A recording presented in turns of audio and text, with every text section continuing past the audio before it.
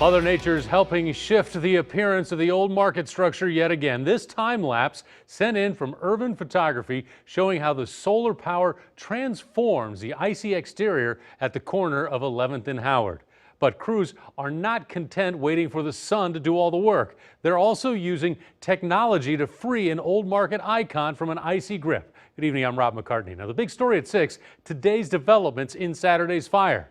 KETV News Watch 7's Chin Doan live at 11th and Howard.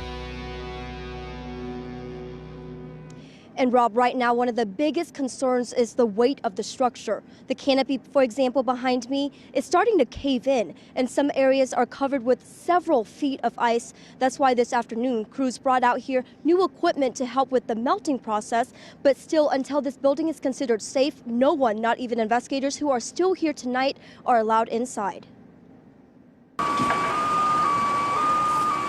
Before this explosion and ball of fire, there were signs something was wrong near 11th and Howard. She said that she smelled gas that was so overpowering it made her sick to her stomach and her eyes were watering. Steve Leffler and his wife Rebecca had lived in this building above the market house the past 12 years. Last Saturday, Rebecca made sure her neighbors were safe. I mean, I think she was very heroic. She went upstairs and knocked on neighbors' windows or doors to get them the hell out of there. And just in time, before the fire spread, crews fought for hours as many anxiously watched. It kept on flaring up, evidently. I mean, all night long they kept on putting water in the building. Sub-zero temps turned the fire scene into a frozen castle.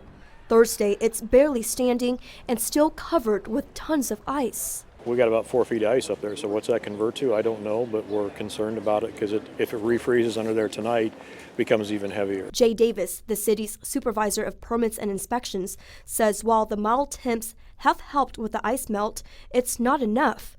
So crews knocked down icicles with an excavator. Then more manpower and machinery rolled in. New strategy and technology like this ground heater system. Basically, it's a series of tubes like a radiant heat system with a blanket over top of it that they heat the glycol up, and then it melts it down from below, and the blankets keep the heat into it. While dozens are working to move this investigation along, many others are making sure those without homes and businesses have everything they need. I almost want to cry talking about it. And city inspectors say the goal here is to save as much of this building as possible. They say worst case, the least they can do is at least save the east and south sides of this building. But all that depends on what happens next in the constant freezing and thawing cycle. Reporting live, Chin Doan, KETV News Watch 7.